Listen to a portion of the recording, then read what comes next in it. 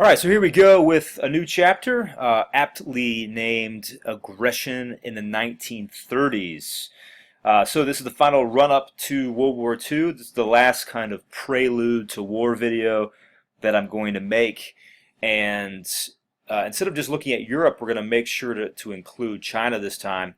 This video is only going to cover through page 245. We'll make another one for page 246 and looking at Europe. And so today we're going to spend a lot of time in Asia. And the big question here, why was the aggression of Japan in Nazi Germany met with little more than empty, quote, protests and appeasement from the UK, France, and the US? Of course, we're going to wait on Nazi Germany tonight, but we'll look definitely at the aggression of Japan, even the U.S. response to it. Once again, guided notes are available. I think these are awesome, and definitely where you want to go. If you're paying attention, notice how I'm scrolling through them, and there are all the answers. There they all are, right? So you just need to pause the video and write them down for the most part. So not that hard if you just take the extra step. This should make sure that you do a lot better on your questions, okay? All right, so Japanese aggression, let's get into it. First, we're going to look at a video, or a map rather, of Japanese territorial gains. And as you can tell, the green right here, this is 1930 after the Sino-Japanese, the first Sino-Japanese and the Russo-Japanese wars. They get Korea out of it, and they get Formosa, which is also known as Taiwan. I'm not sure why I said Formosa in an Italian accent. It's not pronounced that way, but Formosa, there we go. It just sounds Italian. I don't know why. Manchuria, of course, will be a puppet state, but as we'll talk about, Japan will invade it in 1931. And of course, 1937 is where we will see the full-scale invasion of China. And that's when World War II will begin inside of Asia. Now, Japanese aggression. What is causing it? Well, the first thing is that Japan sees a need for the ability to sustain their empire, given that they have new trade barriers that have been imposed against them. Japan cannot either industrialize itself or feed itself with its natural resources. Remember, Japan is a very mountainous nation, a very beautiful nation as a result. Lots of earthquakes, lots of volcanoes. As a result, it doesn't have a lot of arable land and not a ton of natural resources given its population. So they see the need to expand. And they want to dominate all of mainland Asia to make sure that honestly China doesn't grow and eclipse them in terms of power. They need raw materials, and they couple this expansion with ultra-nationalist sentiments, right? So this runaway nationalism that's driving expansion, that's coupled with the need for actually getting materials. All right, so both are going hand in hand. We'll call ultra-nationalism, another name for it is jingoism. In Manchuria, okay, Manchuria is going to be really the kind of crown jewel, so to speak, of what Japan wants in their crown. It was a puppet state of Japan previously, but they had kind of given China some autonomy there as long as there was a favorable trade relationship. They needed coal, iron ore, and grain from this area. It was actually known as the Granary of China. But what happens is, over time, throughout the 1920s and 30s, as Chiang Kai-shek comes to power inside of China, he, along with other warlords, build railroad lines and seaports that will compete with the Japanese railroads already in place, right? So this is not going to be a great idea in terms of dealing with Japanese competition. Given that Japan is quite a bit better militarily, this will not necessarily sit well with them. What happens on September 18th, 1931 is the Mukden incident. And this is when the Japanese army stages explosions on railroad tracks in and around Mukden, okay? And, you know, this obviously does not go well, right? It's kind of, it's supposed to seem like the Chinese are doing it. It's supposed to be kind of like hidden initially, that Japan is attacking here, but it backfires. And actually, Japanese civilians are not very happy about what's going on here. They don't agree with this sort of mini invasion of Japan. The army attacks anyway. They have so much autonomy inside of their governmental structure that they kind of do what they want. Tokyo, the prime minister, doesn't the prime minister, rather, in Tokyo doesn't want a showdown with the army, so there's really nothing done at all. And in 1932, in March 1932, Manchuria will declare an independent state. It will be declared as an independent state ruled by the last Manchu emperor, who had actually abdicated in 1912. So, the end of the dynastic system in China, which led eventually to the rise of the KMT through the warlord era, and then Chiang Kai-shek and Sun Yat-sen being in power. Well, not in Manchuria. Manchuria will be a Japanese puppet state led by the old Manchu emperor. The caveat here is that the Manchu emperor is actually a puppet of Japan. So it seems like it's a brand new China, kind of relying on the dynastic system, but that's just not true. Japan will end up ruling Manchuria as a colony more or less until 1945. Also, as a result of this war, this fight in Manchuria, the prime minister and his cabinet resign in Japan, recognizing that there's no real power whatsoever. And what is the world response, right? How does this newly formed League of Nations deal with overt Japanese aggression? Well, they condemn it. They condemn the actions. They order Japan to return Manchuria inside of a report known as the Leighton Report. I'll pull this up, the Wikipedia page from this. The Leighton Report, right?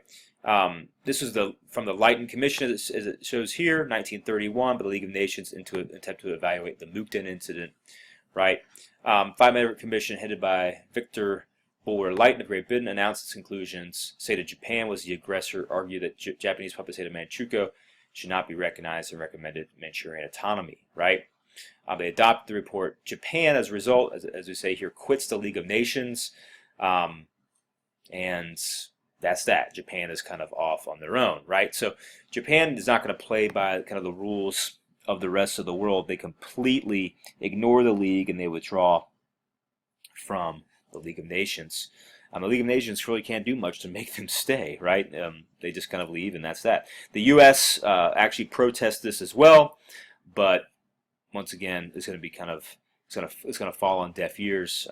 Japan will do what they want to do.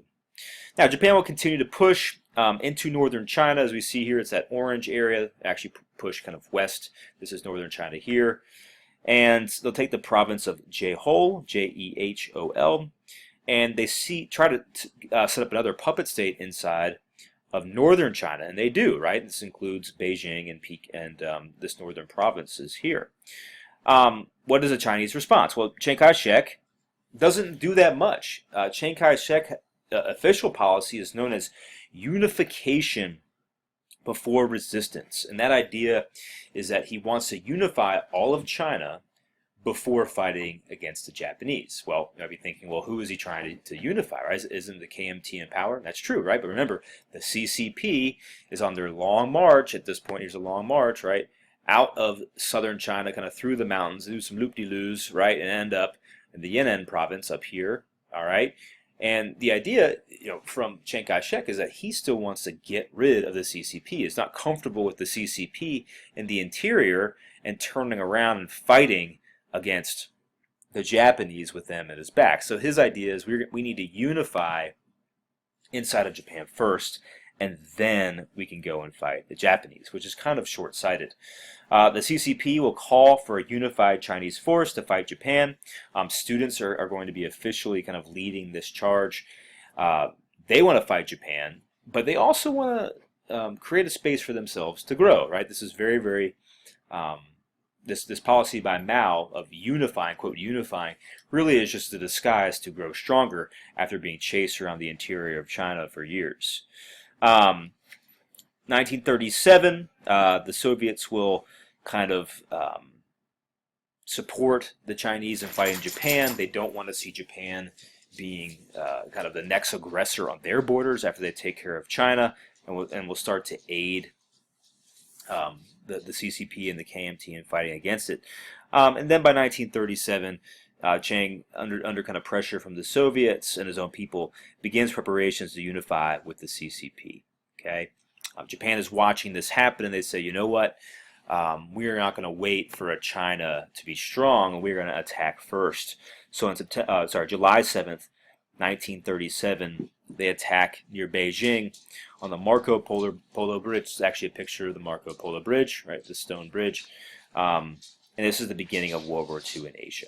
Okay, World War II in Asia will last 2 years longer than in Europe. I want to make sure that to keep that in mind. World War II does not start in 1939. Certainly in Europe it starts in 1939 with the invasion of Poland, but actually this invasion of Beijing on the Marco Polo Bridge on July 7th, 1937, that is truly the start of World War II, at least in Asia. Now, China's fight, okay? China will fight alone between 1937 and 1941. The U.S. is going to give supplies to Japan, actually, strangely enough. Japan has had kind of this open door policy with the United States for quite some time, and we have a long history of being trading partners. We actually give supplies to Japan as they're fighting against China. The UK and France, of course, have their own problems, especially in 1939, right when they engage in World War II against Hitler and the Nazi system, and also Soviet support will end in 1939. All right, so the rest of Europe and the United States just basically turn their backs on China, and China kind of has to figure it out on their own. Japanese, as you can guess, easily conquer cities and basically take almost the entire coastline. We'll go back to this map here. They take almost the entire coastline all the way down, but they can't penetrate the interior. They're very bad roads. It's mountainous. The Chinese kind of employ a strategy known as the scorched earth policy, which is where they literally evacuate whole towns, burn crops, move books out of libraries, shut down schools, basically take up all supplies and leave. And it's actually a pretty brilliant escape maneuver system in order to kind of fight another day. And they move into the interior of China, and Japan is not able to penetrate this at all. Now, the biggest kind of atrocity of this early part of the war is in Nanking. That's here, right here. And this is what's known as the Rape of Nanking. 200,000 Chinese civilians are killed or raped. And this is a black spot even today on the Japanese consciousness. And here's a little picture of the Rape of Nanking. This guy's head is actually cut off, right? Midway cut off. And it's an incredibly brutal attack on the civilians of China and Nanking. We'll watch a little video about this, and this is what your DBQ is going to be based on as well. It's pretty alarming, the level of atrocities that Japan commits as a result of this invasion of Nanking, and it's actually kind of startling compared to the Holocaust, right? How little we know about it, and maybe in class we'll have a discussion of why that's the case. Why don't we talk about the Rape of Nanking that much compared to even the German invasion of Poland, or certainly what's happening at different death camps that the Nazis are running. The Chinese will be forced to retreat even further into the interior up the Yangtze River, and once again, emptying schools, emptying towns, burning crops, so the Japanese can't use any of that as the Chinese flee. What happens is we actually see a modernization of the interior. New schools are built, new industries kind of pop up, new factories. China's interior is very rich in natural resources, so they can kind of set up shop and kind of recommit to rebuilding their system. Their new capital will be known as hold on a second, let me find this one. Chongqing, in the interior, and in the city they actually build a series of caves, which is really interesting. That these caves end up sheltering 1.5 million people, and actually there's a lot of factories that are built underground as well. It's kind of like the underground, London Underground, the subway system. This is where many Chinese would go to escape bombing raids, right? Because that's really the only military arm that could reach that far into the interior was the bombers of the Japanese. They couldn't move tanks, they couldn't move heavy armor or artillery whatsoever up these impassable roads. So that was the only thing they had, and it really, the Chinese were very effective at creating a defense system that made sure that the Japanese could not penetrate. And so they're, once again living to fight another day here. What the Chinese are engaged in in 1939, by the time they're really hiding out. This is known as a war of attrition, right? And a war of attrition is simply a war, for those of you who are Game of Thrones fans, it's just simply a war to see which side wears out first, right? You don't even necessarily have to have many battles. You just have to outlast your opponent, right? It's kind of like a boxing match where, maybe both sides are just hitting the crap out of each other super, super hard, and it's kind of whoever can stay on their feet the longest, right? That would be a war of attrition. And the Chinese are actually doing a very effective job at fighting this against the Japanese, which enables them to last, given the fact that they are alone. The KMT and the CCP are going to be formally unified during this time in 1937. The CCP has to accept the Three People's Principles: nationalism, democracy, and livelihood of the people. Right? Those would be the Three People's Principles. The CCP has to adopt those and abandon their Marxist policies. The KMT has to recognize the CCP control of the Yan'an province. The Yan'an province is going to be, oops, wrong thing, this little kind of area right here. All right, this is kind of the base from which Mao is leading the CCP. They have to recognize that this is a CCP-controlled area. What's happening during this time is this is great for the CCP. In your textbook, it mentions that Mao's policy would be to be 70% expansion, 20% dealing with the Kuomintang, the KMT, and 10% resisting Japan. So there's no sense in forming this alliance that really they're doing it to get rid of the Japanese. Right? 70% of this is actually expansion, making the party larger, making it more modernized, and more acceptable to other Chinese people, right? Other Chinese civilians. And specifically, they're trying to gain influence in northwest China, this area kind of right here. And they want to build their army to about 1 million men and also have about 1 million members in this party. And they're going to do that and actually surpass those goals. It's kind of alarming after just a handful of CCP members that make it after the Long March, how quickly they are able to regain strength as a result of kind of some wiggle room being allowed by the KMT. Now, last little thing we'll talk about here is the U.S. and Japanese relationship. All right, what is the U.S. doing about it? Right? Should they care about this? And in effect, we kind of do and we kind of don't. The U.S. opposes Japanese aggression in China. They see it as a threat to our interests in all of Asia. We're very active in Asia. Japan, in its own way, is against what is known as the Chinese or the Asian Exclusion Act of 1924, the Immigration Act of 1924, and you can read about this. But basically, it set quotas on immigrants it actually prohibited Japanese and other Asians from migrating to the U.S. So this was a overtly racist piece of legislation that wanted to prevent any Asians from coming over into the United States, and it also set very high tariffs against the Japanese and other Asian countries in order to protect free trade inside of the United States. So the Japanese don't like this. Obviously, they want racial equality. They even petition for that. Remember, with their Treaty of Versailles, they petitioned for racial equality, and Woodrow Wilson basically ignores it, being kind of the racist that he was.